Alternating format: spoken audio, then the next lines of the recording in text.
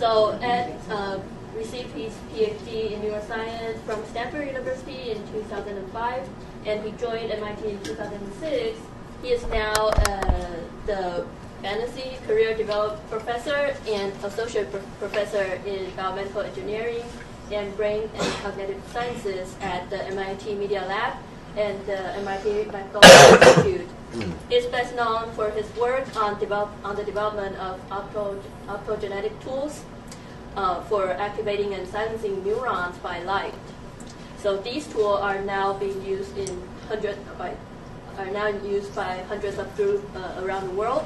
So it's a great pleasure to have him here to share with us his recent progress on developing these optogenetic tools and other neuroscience tools. Welcome. All right. Thank you. So apologies, I have a bit of a cold here. But I think I should be okay. So our group at MIT is chiefly a neurotechnology group. We develop tools to try to facilitate the analysis of the brain. And the reason we're doing that is in part because of, there's a lot of other fields where dedicated work on accelerating the speed of genome sequencing technology or other areas, and of course neuroimaging is a huge area where such innovation has also propelled neuroscience have been very, very powerful. And so now we're trying to figure out, are there ways that we can develop similar theme technology development programs to try to facilitate the linkage between molecular, cellular, and circuit descriptions of the brain. So a lot of this boils down to the need to dissect out an incredibly dense, heterogeneous molecular morass that makes up the brain. So in a cubic millimeter tissue of the cortex, let's say, you might have 100,000 different cells, and they all have different shapes and molecular compositions. You can cluster them or classify them, but they still have many different morphologies and many different patterns of activity, and they're connected in different patterns. And so how do we sort that out, given the minuscule nature of these cells and their connections? 1 billion connections per cubic millimeter requires us to be able to observe and perturb the functions of these molecular machines at a very precise level. So ideally, we could record and perturb as much of these things as possible in order to really start to dissect out what's going on. And I wanted to talk about, start with a bunch of new and unpublished stories that are in an area that is pretty new to us, and we're still just publishing our first papers on this area, which is what can we gain from the field of robotics to help us isolate specific cells or compartments of cells and to link the molecular, electrical, and connectomic descriptions of cells and networks in the brain. And so we decided to start from what we know. We try to work backwards from the science and then derive tools. And then when we have derived the tool, then we can go build it and test it. So sort of a top-down tool design standpoint. And so a couple years ago, Craig Forrest, who was used to be a postdoc at Harvard and now is a professor at Georgia Tech, and I were talking about patch clamping, of all things, which is an old technology in the sense that for decades people have been taking thin, hollow tubes of glass. If you bring it close enough to a cell and apply a bit of suction, with the right pattern, you can actually get access to the inside of the cell. And you can do that even in the living brain, but that is actually very hard to do, and perhaps you can count on a couple of hands the number of people who are really good at that around the world. Nevertheless, having access to the insides of cells is very powerful. You can record the electrical activity with unprecedented temporal and spatial precision. You can fill the cells with dyes that you can visualize where they project to and what their dendritic architectures look like. And you can also suck out the contents and run them through transcriptomic or genomic analysis and figure out what the patterns of gene expression are. You can do, here we are, for example, with 6 cells from the living mouse brain.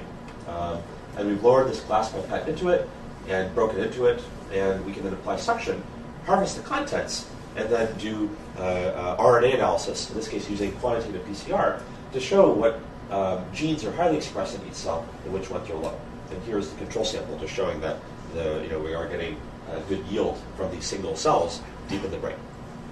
So the reason this is hard to do is that it's something of an art form. You have to guide this pipette down to the brain, stop on that 7 nanometer thin neuronal membrane, and all these kinds of steps of applying suction and so on are typically done by hand or through a human operating some kind of machine, and it takes a lot of skill to do.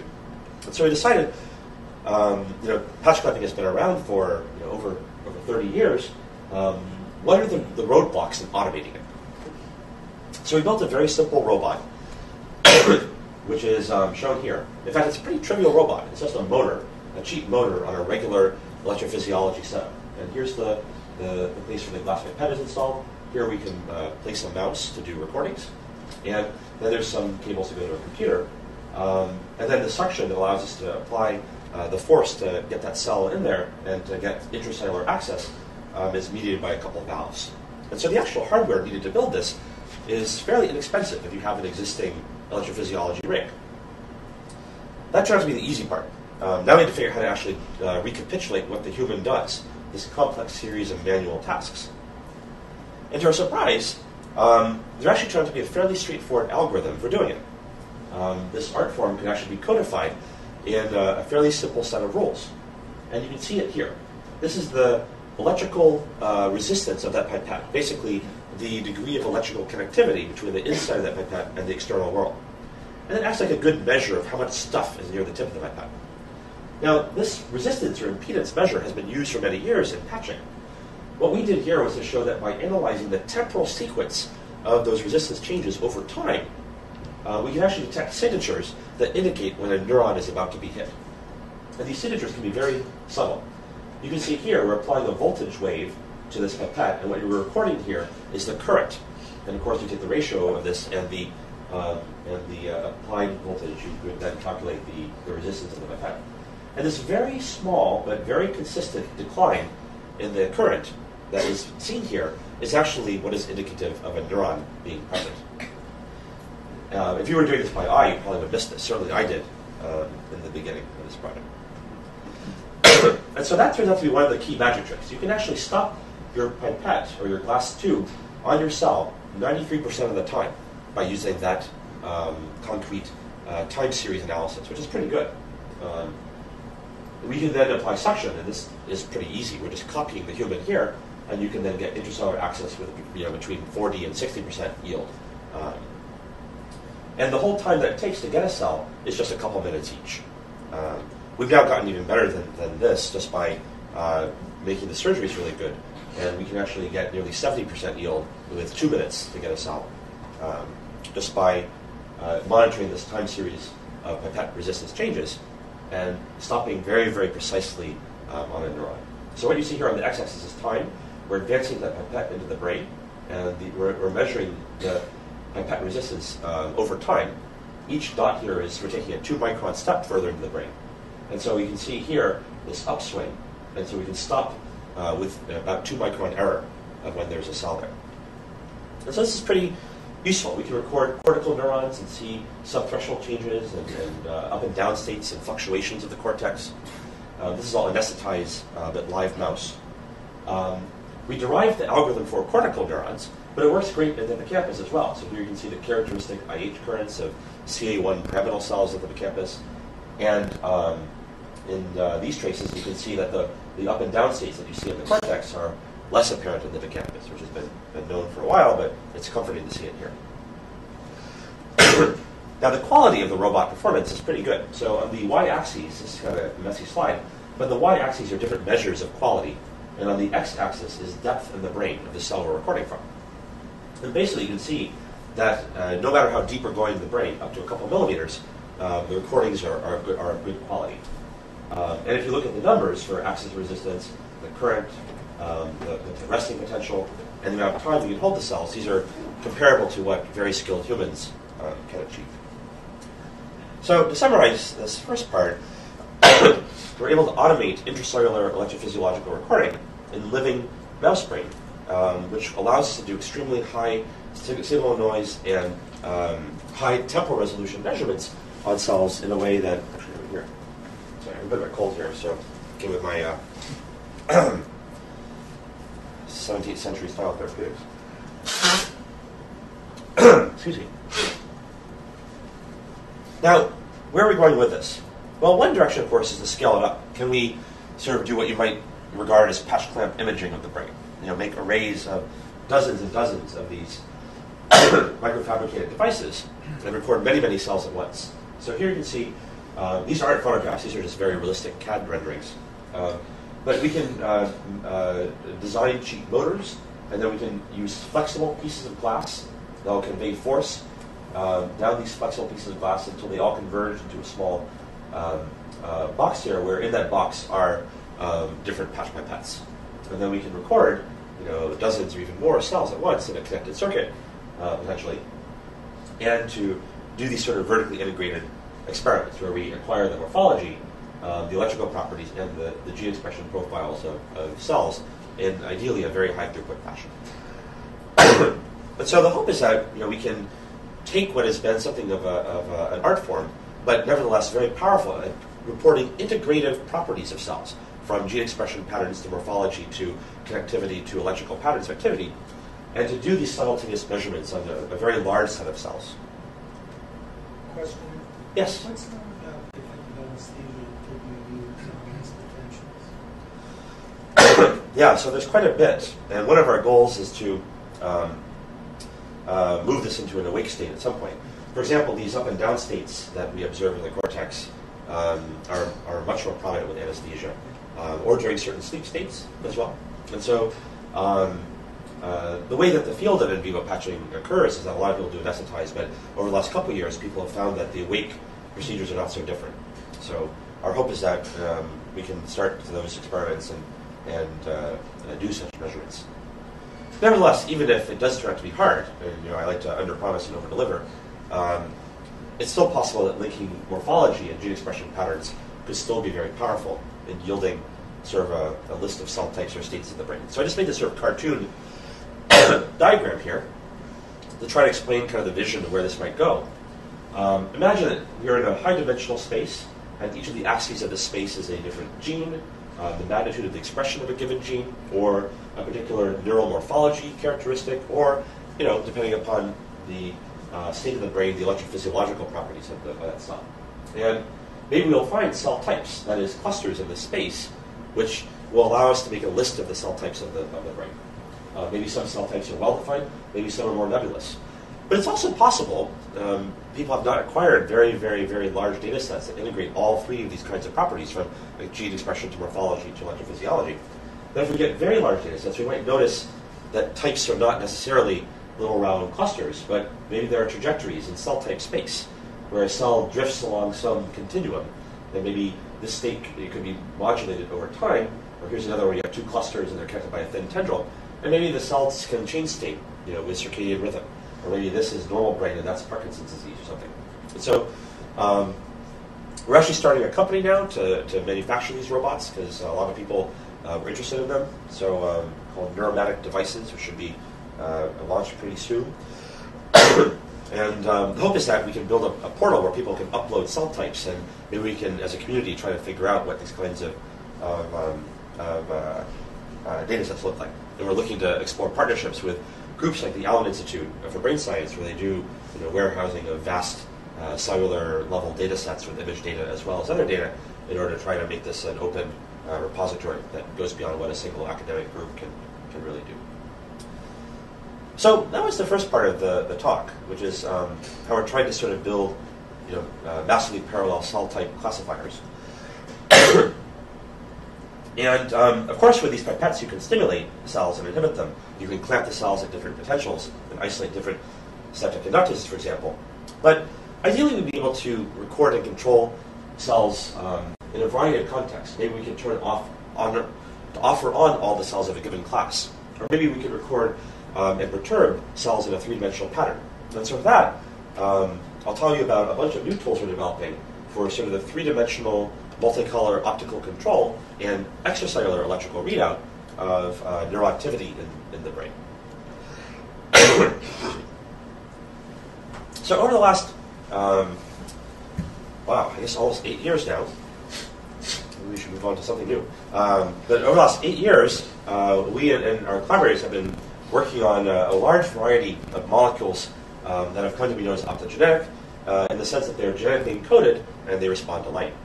And the particular optogenetic tools that we work on, there are others that can do different things in response to light, but the one that's achieved the most use in neuroscience are these membrane proteins that will sit in the plasma membrane of neurons and when light hits them, they'll translocate charged ions from one side of the cell membrane to the other.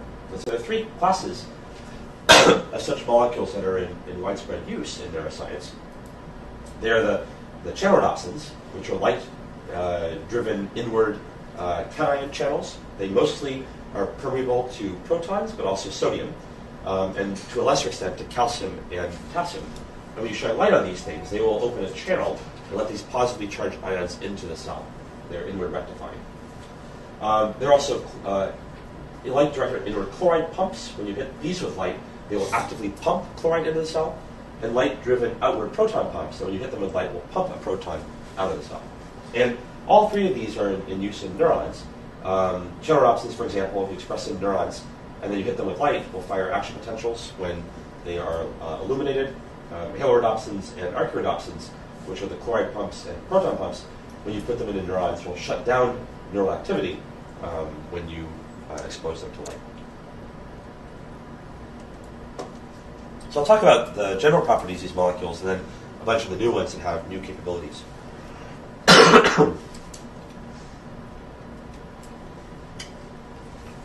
Okay. So Halodoxins were characterized first by Geert Nagel, Ernst Bomberg, and Peter Hegemann and colleagues in 2002 or so. And around that time, Carl Dijsselroth and I, both at Stanford, contacted Georg and started a collaboration to try and figure out whether these molecules can be used to control neurons. So these molecules have a vitamin A derivative, all-trans-retinal, within them. These molecules are found within an eye spot of green algae, which use the Halodoxins to steer towards light.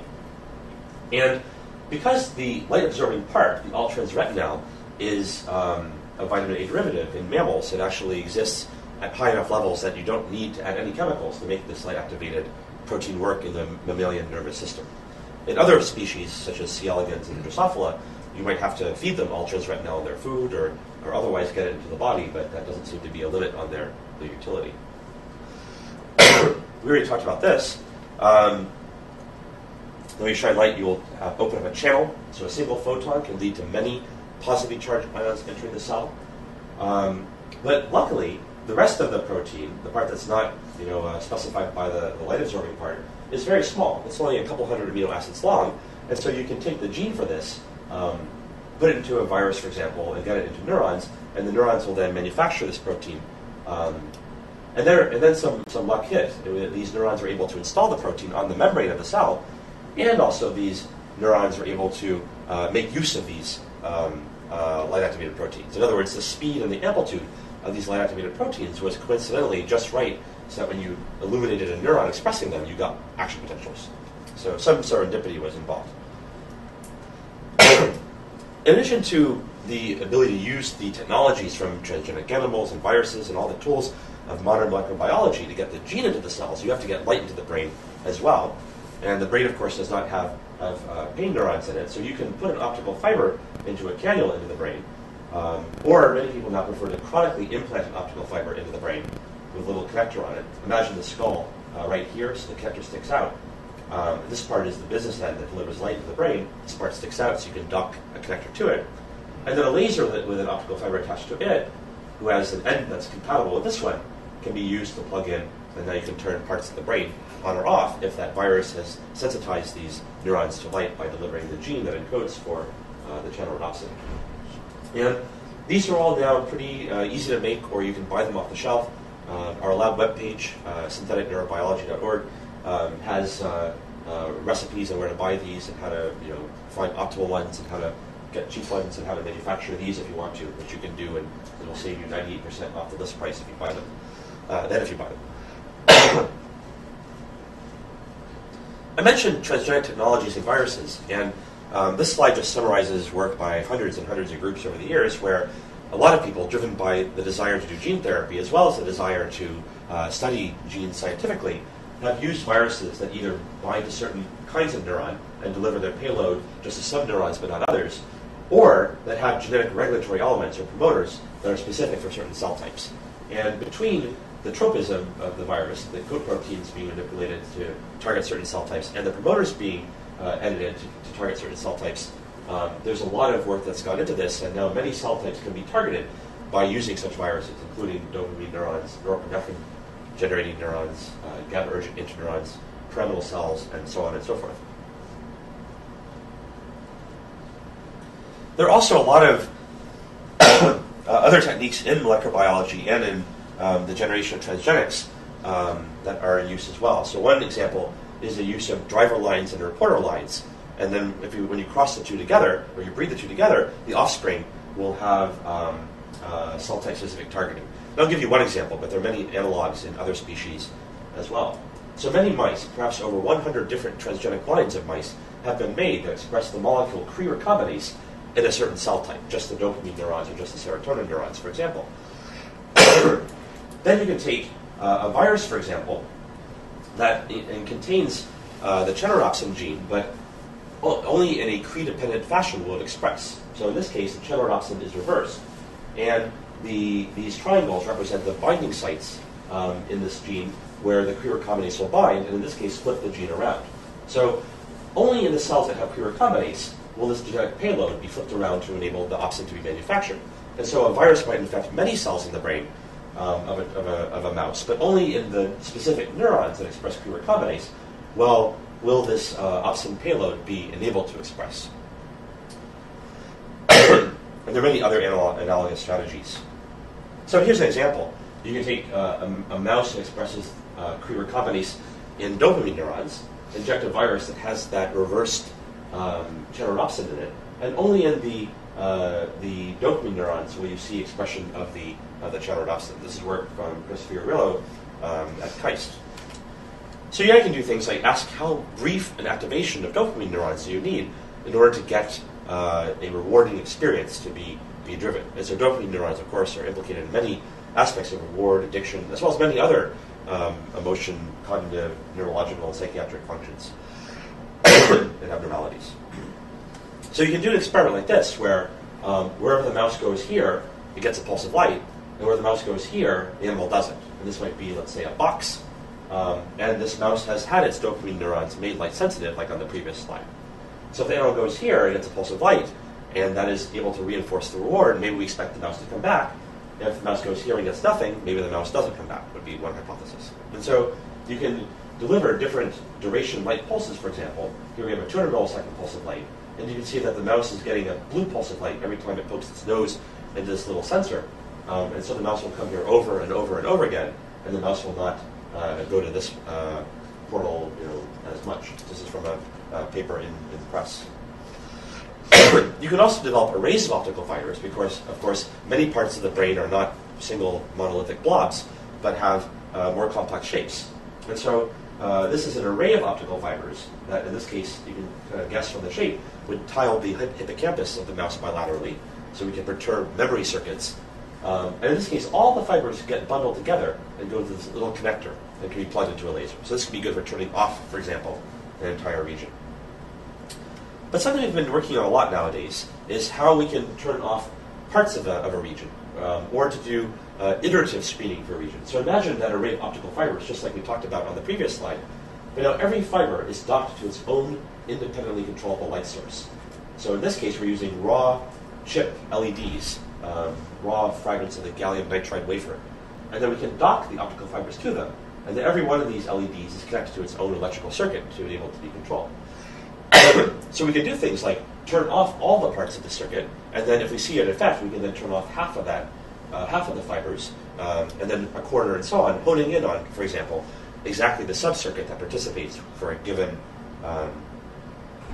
task or a given neural pathology. And so this is what those fiber arrays look like. Here's an array of optical fibers, each connected to its own LED, and in this case they're all on, but they allow us to do sort of high throughput screening through the circuit, as it were.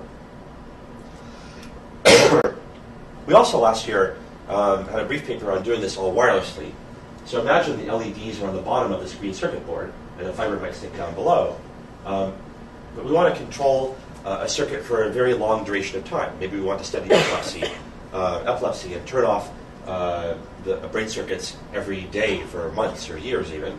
So in this case, we decided to do a device that would have remote power and remote control. This is a magnetic coil that can pick up oscillating magnetic field power, 125 kilohertz or so. And then it will then charge a small supercapacitor, which will then be released in a controlled fashion to power the LED on the bottom of the circuit board, which can then deliver light down the optical fiber. And the whole thing is very, very light. Can be freely carried by a mouse with no problem. It doesn't have any batteries or any wires or any optical fibers going into it. And so you can put this mouse in on a cage size scale or on a large arena, and the mouse will roll around, and you can actuate the neural circuits. From a single laptop, you can actually plug in a little USB stick and control up to 83 mice from a laptop. So it's kind of a whole new perspective on wireless optical mice. That's my only pun for the talk. And so this just shows that it works. So this is movement on the y-axis. And these are a bunch of control conditions just to show that the magnetic field doesn't modulate the brain activity directly. But then when the LED is on and we're turning on the magnetic field, then the animals start running around. That's because we've parked the optical source over the motor cortex, in this case, of a transgenic mouse from Go-Ping Feng's group that expresses channelrhodopsin 2 in layer 5 motor cortex neurons, amongst other cells.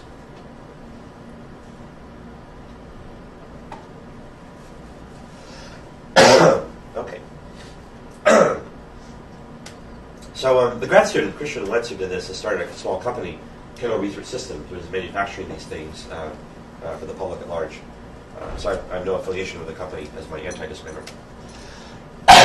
Now, how do we control multiple things within a circuit? We've talked about how to control many distributed circuits, but what if we have several populations of cells within a circuit and we want to control them, even though these populations of cells might be interdigitated? Well, one way I'll tell you about in a second, which is just to make many, many, many, many light sources. Maybe we can make thousands and thousands of light sources in a 3D grid and distribute them throughout the brain. And I'll show you that in a little bit. But maybe there's a way that you can do it using purely molecular biology. And to do that, we teamed up with Gain Wang and Michael Malkonia. Gain is at the University of Alberta and directs this 1,000-plant genome sequencing collaborative. And then Michael Malkonia is an expert on algae, where these channelrhodopsins come from. And so he's been collecting and growing up all these algae in monocultures, and then Gain, who's also one of the co-founders of the Beijing Genomics Institute, has been sequencing all of these algae. And so it's a huge treasure trove of interesting molecular candidates. And I'll tell you about some of these new unpublished reagents now. So one thing we haven't talked about, but it's been a problem, and in fact, in developmental neuroscience, there's been a lot of trouble using optogenetic tools, some groups have found, just because these genes take a long time to express. In many forms, you have to wait weeks or even months, depending upon the vector of delivery, in order to get good expression.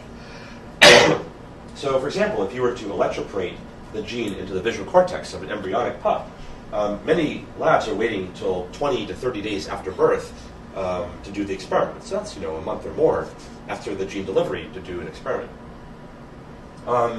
So we found, by mining this plant database, a new channelrhodopsin, CHR87, which seems to turn on its fluorescence within just hours. And within one day, you can get photocurrents. And so in vivo, this is work we're conducting in collaboration with Martha Constantine-Patton's group at MIT. In vivo, you can see good labeling all over the cells just 1 week after birth, rather than 1 month after birth. So this is a fast-expressing channelrhodopsin, which might be of great use in developmental neuroscience, but also if you wanted to tag a population of cells. Suppose that you wanted to tag recently active cells, and so you're going to use an immediate early gene to drive it. You can put that immediate early gene upstream of an opsin like this one, and it might be able to turn on more rapidly than one that takes several weeks to turn on. Another issue is to try to find multicolor channelrhodopsins. And this has been a quest that many groups are engaged with. This is the original channelrhodopsin 2 here in blue. What's plotted is current versus color now, with blue here and red out here. And there's been a quest to find redder channelrhodopsins than that original blue channelrhodopsin. If you did have two colors, then you could put them in different cell populations and turn two cell populations on with two different colors of light. And so several groups, including the Hegemon and Dyshoff groups, have been publishing channelrhodopsins like these ones shown in the green curves.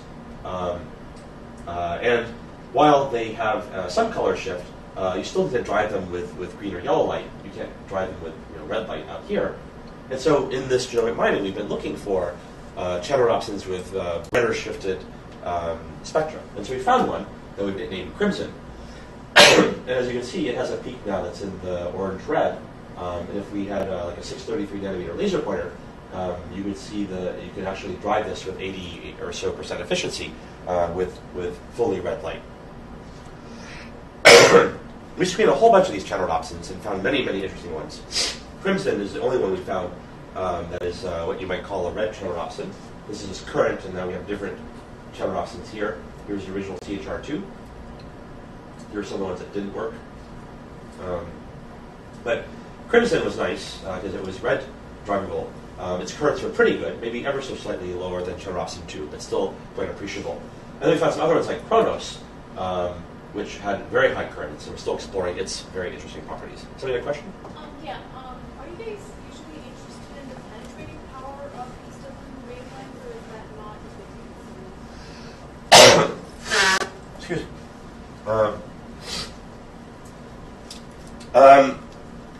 Certainly, it depends on the scientific question. I think especially for neural silencing, people would love to turn off large brain regions, especially in larger animals. And for people who are considering options for therapies, the human brain obviously would benefit from the ability to turn off things with a large volume. And I'll talk in a second about hemoglobin absorption and how we, what these options look like with, compared to blood absorption and lipid absorption. I'll get that in a second. because usually blue light tends to penetrate less deep into the brain, so is that like a concern that would affect your precision? Well, a couple answers. One is we could, we might want to stimulate a very small number of cells, in which case the right way to do it would be to make a very thin optical fiber and park it in a very, very localized environment. So it kind of depends on the scientific question. Or we could go for a big area by having lots of very thin optical fibers scattered about, and then illuminate many independent points. I think what you're getting at, though, is that if you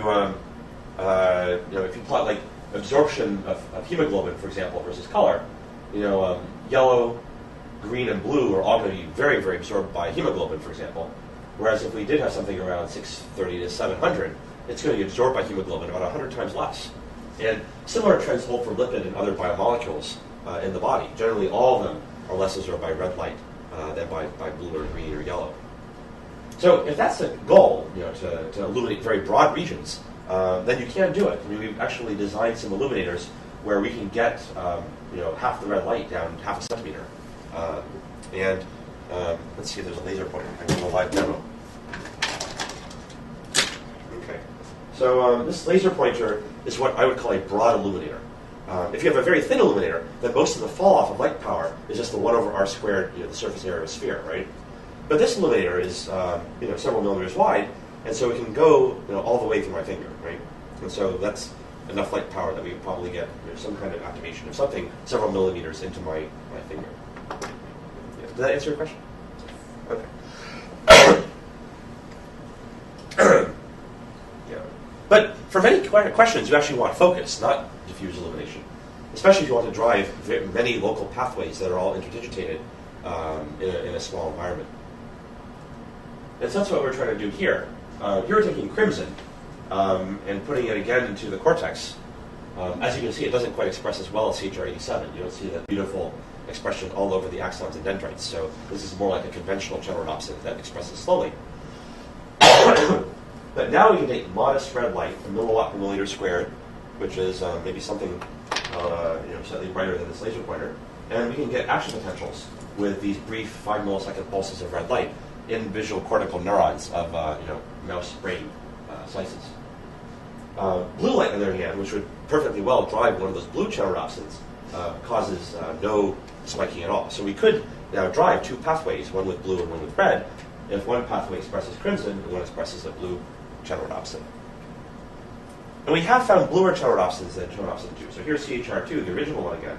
And then CHR66, what you can see here, is a purple channelopsin. It has a peak around 420 to 450. Purple channelopsins seem to be more common than red ones. Blue, though, are still the most common kind of channelopsin found in the wild. And so, anyway, this might be very useful because then we could drive with red light, for example, a dopaminergic or serotonergic or inhibitory projection, and see how that modulates a second projection. That might be an excitatory projection or a local projection. And that would allow us to see how two populations of neurons interact. Now, a lot of our work has been well, a lot of work's been going on trying to find better, on trying to find ways of turning neurons off with light. And so, Halodoxins, which are light-driven inward chloride pumps,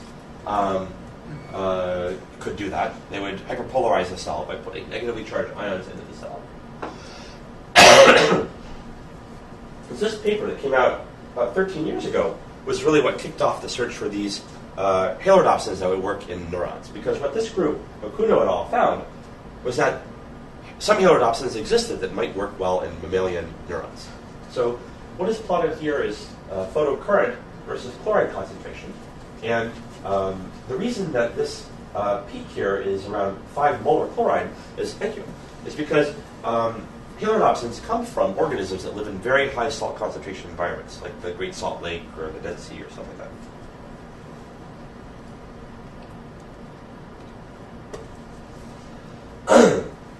And so brains are down around here. Their chloride concentrations are relatively low, and so Halodoxins, the vast majority of them, will not work in neurons. But one of these molecules was different. For whatever bizarre evolutionary reason, it had its peak in the spot in the middle of the brain chloride concentration range. And so we gave it a try. So we found that we could get some neural inhibition current, and we could hyperpolarize neurons that were expressing this Halodoxin. If the neuron was spiking away, and then we superimpose upon that illumination, we could delete those spikes. But the currents were small. If you compare that to that Halodoxin bar graph that I showed you a few slides back, this is about an order of magnitude lower current. And so it wasn't until last year that any group actually used this first published Halodoxin to perturb a mammalian behavior. People have used that first Halodoxin in C. elegans, where it works quite well. The low currents seem to be a mammalian-specific issue. We'll talk in a second about how you can overcome that. But this original Halodoxin in mammals has had pretty low currents. So this is from Akihiro Yamanaka's group. What they did was to take that original N-Furonus Halodoxin, the Halodoxin from that Halo file, and make a transgenic mouse that expresses this Halodoxin in the hypercretin or orexin neurons, which are, of course, the neurons that are compromised in narcoleptic patients. And so with this molecule in place, you could turn off these neurons and see whether these neurons deliberately contribute to the narcoleptic state, or if you delete them, does there have to be long-lasting secondary changes that occur? And those secondary changes then result in plasticity, and that's what causes the kinds of spontaneous falling asleep that occur in narcoleptic patients. So in other words, it allows you to directly assess whether these molecules are involved with the process in a short timescale or not. They then did the usual thing of putting in the optical fiber and hooking it to the mouse. And interestingly, you can illuminate just for a very short amount of time. This is probability of being awake over time.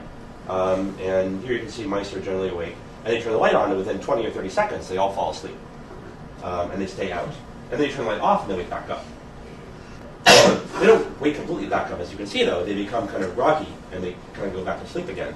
And so that's a kind of temporal parsing out of how these circuits work that you can do with these time-resolved mechanisms. Unlike a chronic ablation of these cells, you wouldn't know necessarily about this grogginess thing if you didn't have the way to rapidly turn on or off these cell types.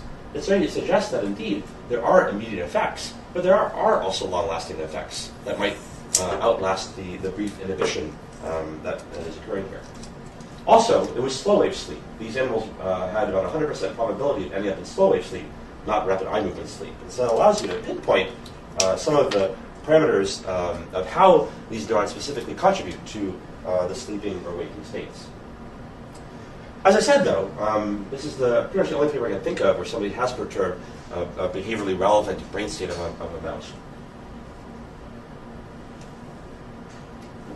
All right. Hopefully that was Dayquil, not NyQuil, or I'm going to be falling asleep pretty soon, too. Okay. So as I said, this how do we make this better? And several groups have tried to append trafficking sequences to these molecules.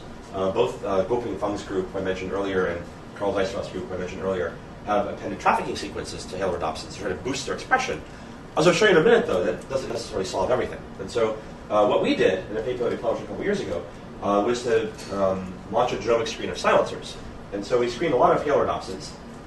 Many of them didn't work. Some of them worked but were no better than the original one that we tried. But then we started screening other classes of molecules, like proton pumps, and those, interestingly, worked well, which was surprising to us. So this is ARCH, or Archdopsin 3, also from a halophilic archaeon. And this is current versus color, and it peaks in the green, as you can see. It expresses very nicely on neurons. And if you look at current versus light power, you can see both at low light power and at high light power that ARCH mediates photocurrents that are about an order of magnitude bigger than the original Halodoxin. And in vivo, we showed a couple years ago that you could use this then to get 100% shutdown of neurons in the awake-behaving mouse. So, ARCH had been described in a genomic database, but had not been physiologically characterized. And so we cut out each of the ions that made up the solution one by one and found out that ARCH was an outward proton pump. So that's the third class of optogenetic reagent that's used for controlling neural voltage in this fashion. Now, one thing that we found was that these could be used to silence neurons for minutes at a time, and the firing rate and the spike shapes didn't change before versus after. And the reason we started doing these kinds of experiments was because protons are usually something that we're trained to fear in neuroscience, and we wanted to figure out what is going to happen when we use these things. We measured pH using a pH dye, and found that when we illuminated cells with fairly bright light expressing ARCH, there were pH changes, but they were small, 0.1 to 0.15 pH units. And actually, as other groups have shown, several other groups, these currents and pH changes are comparable to or smaller than those mediated by channelodopsins, because channelodopsins also have a very large proton flux, being primarily proton channels. Excuse me. Wow, how did I get through? The advantage of giving a talk in the medical facility. All right, so channelodopsins I forgot to mention, but now it's more of an apropos time to mention it. When you shine bright light on them for a while, they tend to run down in efficacy, and they take a very long time to recover. You can reset the recovery with a pulse of blue light, but that makes the optics more complicated. Archdopsins, on the other hand, recover spontaneously in the dark, much more like channelodopsins do. And so, for behavioral silencing, this could be of use. Let me give you an example. This is collaboration with Kai Goosen's group at MIT, which is, can we figure out how temporally precise serotonin neurons act in the brain? So we're using the same trick as before. Take a mouse that expresses Cre recombinase and serotonin neurons, and then we put in a Cre-dependent vector, an AAV vector, an adeno-associated virus vector, but now it encodes for ARCH. And then we can get good expression. This is actually using an in vivo patch setup. We can record and show that we can shut down these neurons and block the neural activity from happening. Here's before, during, and after light. Once again, we can shut down the serotonin neurons during the illumination period, and the neurons go back to normal afterwards. So now we can try and figure out how serotonin contributes to the effects of stress in the brain. So people have known for a long time that stress can exacerbate a variety of psychiatric conditions, and that's true in animal models as well. For example, soldiers who are returning after being in battle and they had a stressful life experience at home before going into war are much more likely to get post-traumatic stress disorder. And we can actually use a classical paradigm in neuroscience to explore this. For example, here's a paradigm where an animal is put into a small container on 2 consecutive days to experience a stressful but not non-painful event. And on day 3, they undergo Pavlovian conditioning, in which tones are associated with shocks that are mild. And the animal learns that the tone predicts the shock. And then if you play the tone on the 4th day of the experiment, the animal will freeze because it remembers the tone predicting the shock, and that causes them to freeze in their tracks. And the classical result is that stress will potentiate the acquisition of this fear state, which is not unlike, perhaps, the PTSD and stress example that I gave you earlier. And so here's what it looks like. This is freezing on the y-axis, and here are the conditions, no stress and stress. So what you see here is the no stress condition. The red bar is after the animals heard the tone on day 4, and the blue bar is right before. And you can see that indeed the tone causes them to freeze. If they don't experience stress, though, then they freeze more. And that's a significantly greater amount. So now we want to figure out how serotonin might contribute to this event. Is serotonin signaling very precisely? How does serotonin play a role, if any, in the manifestation of the effects of stress? And so we did a simple experiment. We would turn off the serotonin neurons during the shocks, during the fear conditioning day. That's the third day. So it's stress, Pavlovian fear conditioning, and then test. So on the third day, we turn off the serotonin neurons during the shocks. And what you can see here is that this blue bar is no stress and fear. This is stress and fear. The red bar is when we turn off the serotonin neurons. And what you can see is that serotonin shutdown during the shock presentation blocks the effects of stress, blocks the enhancing effects of stress on the Pavlovian fear acquisition. And so it suggests that serotonin is actually operating over very short timescales to manifest the effects of stress on fostering or bolstering aversive learning. And so this is very interesting in some ways because serotonin, of course, is a major target in psychiatry, and the neurons are of great interest. What this suggests, though, is that they are playing their role very, very temporally precisely when certain aversive events happen. Now, I glossed over one point that we might as well go into now, which is that you can see some of these shocks are unpaired and some are paired. And Pavlovian conditioning, as we all know, has tones that are paired with shocks, and over time, the animal learns that the tone predicts the shock. You can see here, though, that we can silence during the unpaired shocks, and it's really all about the actual, aversive event. It's not about the association between the tone and the shock necessarily, but about the processing of that aversive event in some way. If we silence during the paired tones and shocks, then you get the same thing. You still block the boosting of fear by stress.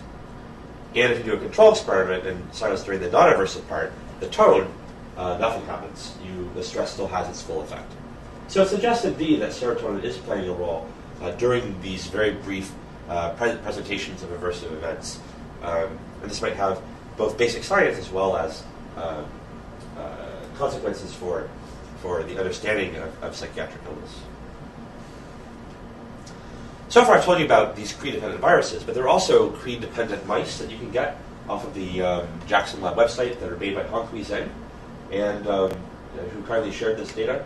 You can see here some examples of these mice that have these Cree-dependent vectors built into their genome, and then you can just breed them with a creeddriver line like the ones we told you about, and then it'll express these opsins in the neurons of the brain. And so here you can see one of these arch mice, the AA35 line, at low and highlight powers. These are single copy knock-ins, so they have more modest currents perhaps than you might get with a viral delivery method, but they're still appreciable, maybe 125 picoamps at low powers and 280 at higher powers. I mentioned the boosting of trafficking for halodoxins, and that can boost the currents too. But at least in this side-by-side single copy comparison, the currents are about 1/3 of the currents that we see with the arch. But nevertheless, you can still get silencing currents with them. And so you can use these in vivo. So here's a Halodoxin mouse that's been, the Cree reporter line that's been crossed by the Cree driver line. That's forebrain specific. And when you shine blue light, the neurons spike. You can take the silencer line, this is the AI35 line, cross it with a Cree driver line that expresses Cree in the forebrain, and you get temporally precise silencing during the presentation of light. In the interest of time, I'm going to gloss over some of these stories. We found a more light-sensitive version of Arch that we published last year named Arch-T. And we also, 2 years ago, found a multicolored pair of silencers, a blue light drivable silencer that we nicknamed MEC, and then the original red light Halodoxin that we told you about before, which is not very red light drivable. You can see the red light is maybe only 40% efficacious, not quite as good as crimson that I told you about earlier. But nevertheless, a MAC expressing neuron will be quieted by blue light but not red, and a Halodoxin expressing neurons will be quieted by red light and not blue.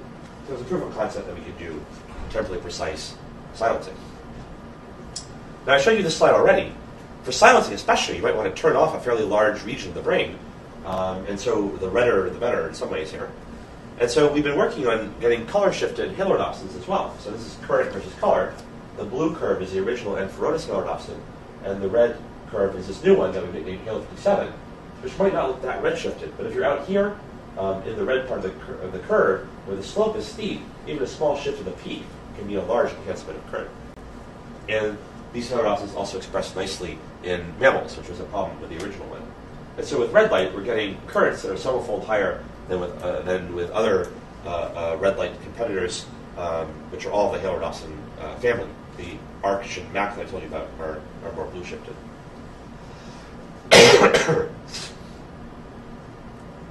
And so you can do red light silencing of neural activity in awake behaving mammals. I should point out there's lots of other things you can do with these molecules than turn things on and off at the voltage level. They do conduct ions after all. Halodoxins, I mentioned, conduct protons something like 1 million times more than sodium. This has been shown in several papers. And so maybe you could use them as a light-gated proton shunt. Mitochondria, lysosomes, synaptic vesicles all depend upon their proton gradients or function. If you could short-circuit that, maybe you could turn on or off metabolism in a certain part of a cell for just a few seconds or something like that. We actually have made, here's a mitochondrial stain, and here's a mitochondrial targeted molecule. So if people are interested in this, we have all the reagents lying around. But it's not really our focus to do a lot of this kind of science in our own group. So to summarize, on our webpage, we try to post reagents and protocols. We distribute these molecules to actually something like 700 groups around the world. We partner with a lot of nonprofits, Aggene, UNC, and others, to distribute DNA, viruses, and so on. I already mentioned Hongree's Flux-Stop transgenics, which allow you to do creeddriver line work. And you have to pay your own travel, but that shouldn't be a problem for most of the people in this room. But we're happy to host visitors, and we actually host visitors on average 1 or 2 times a week to see how we do the surgeries and implants. So if you have already a basic knowledge, we can't teach basic surgery. We're happy to show people how to build, assemble, implant, and operate all these things. We did have a paper, 2 papers now actually.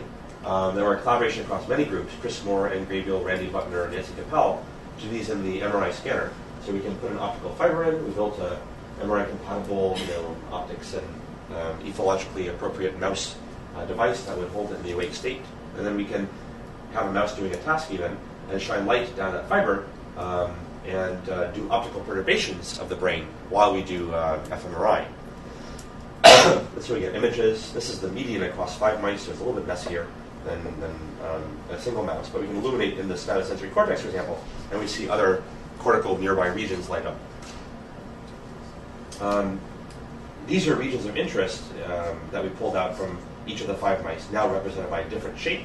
And we're illuminating S1, somatosensory cortex, and we're seeing M1, S2, contralateral S1, and the striatum light up. And so these maps are consistent, and we're able to extract basically the downstream network of a set of neurons in the awake behaving animal using these kinds of approaches. You can also do things like, here's the color now is the cross-correlation of the bold signal over time, where red is higher and blue is less. And this is in the awake state. We're just comparing all those regions I told you about in the previous slide. If we anesthetize the animal, then we see correlations decrease. And so you can use this also to try to understand how a drug or an intervention might change the patterns of activity that occur in the brain downstream of a causal perturbative event.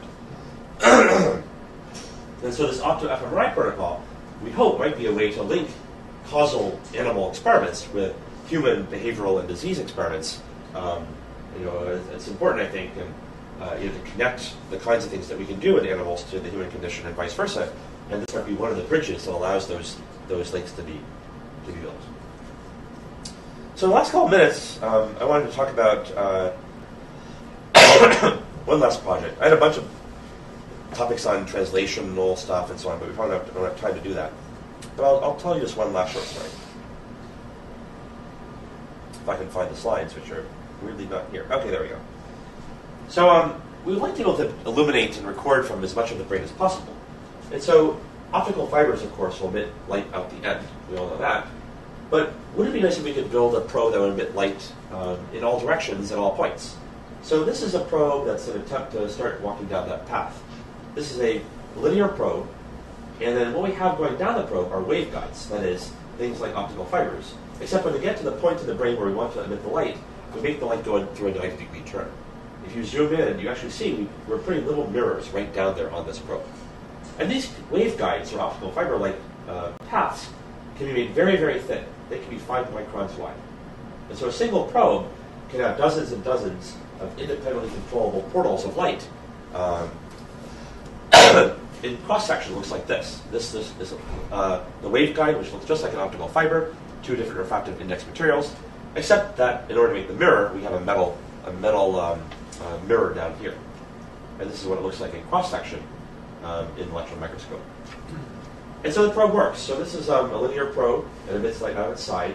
We just aim light into these top portals from an array of lasers or a projector. You can aim a projector at them, and all the pixels of your projector will illuminate different waveguides. I'll show you in a second how we build those. And now we have a probe that can emit light in independently controlled ways, even with multiple colors, all along its axis. So already it's useful because you can illuminate an order of magnitude or more points for a given amount of brain damage. But ideally, we would also be able to build brain tiling devices. This is all in collaboration with Cliff Fonstad's group, I should point out, in the MIT Electrical Engineering and Computer Science Department. So we've now found how to take those one-dimensional probes and to arrange them into a 2D grid so we can make a true 3D illuminator. So each of these little divot-looking things are those apertures. They're not really divots, it's just what it looks like because you can see the mirror a little bit. And each probe has about 8 of these, and here you can see a 240 light source array that can attend a fairly large region of the brain, several cubic millimeters of brain. And of course, we can build these at arbitrary scale because all of these probe geometries are laid out in custom software that we've written.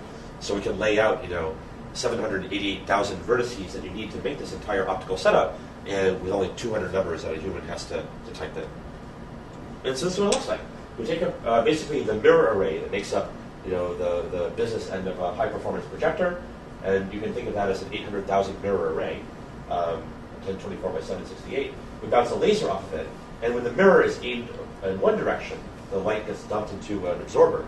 But when the mirror is aimed into the on-switch position, it runs through a bunch of optics and ends up at the top end of one of those waveguide arrays. And if you aim it just right, it'll be shuttled down to the point where the mirror reflects it out.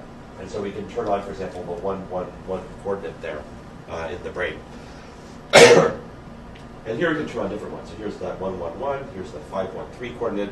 And so we can go through the brain, stimulating different points one by one, for example, while we record a certain point, trying to map functional connectivity, for example. And all of this is MRI compatible.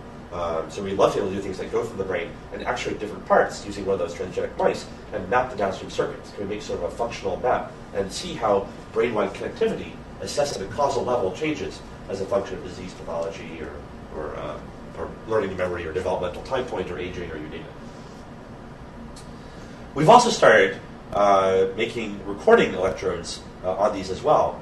And that's a newer endeavor, so I have no data to show you. But generally, we're interested in this as a 3D platform for interfacing, getting information into and out of the brain. So if we can record from lots and lots of sites in the brain and deliver information to lots and lots of sites in the brain, and we even started thinking about, could we infuse drugs so we can say, change dopamine or tone in a certain area and so on and so forth. There's lots of things that one could do. So I'm going to close there and skip the last 40 slides unless we have any questions. There's always too much to talk about, right? And then I want to acknowledge all the experts who led these different projects. I think I acknowledge all of the lab heads that we collaborated with when I mentioned the work. I want to acknowledge people who led some of the sub-projects. Anthony Zorzos and Georg Schulman are doing the 3D neural recording and optical simulation. Jake Bernstein and Christian Wentz did the wireless arrays of optical fibers. Justin Kinney is working on trying to figure out how to put some of these probes together at the software level. Leah Acker is working on the red light illuminators. Amy Chuang worked on the red light silencers. Brian Allen helped out with a bunch of these projects. Mike Henniger worked on a really cool project I didn't have time to talk about. Nathan Klepecki did the red Halodoxins and the fast expressing Halodoxins. Scott Arfin is working on amplifiers to get data off of the 3D neural recording devices. Suhasana Kundandaramaya figured out how to automate the in vivo patch clipping. Steve Bates has been doing the molecular analysis of cell types once we do the patching. And then several alums helped out with different things. Albert Kwan did that mitochondrial targeting that I showed you a picture of. Amy Yang, Xiaofeng Chen, and Mingji Li have helped out with making the designs for the different viruses. Kevin Kim and Mike Barada did the dopamine and serotonin work. Stephanie Chan helped us figure out some of the 3D targeting stuff. Tanya Morimoto did some of the Halodoxin screening as an undergraduate, and Allison did the silencer screening. And two alums, Brian Chow and Xia Han, led the proton pump analysis work.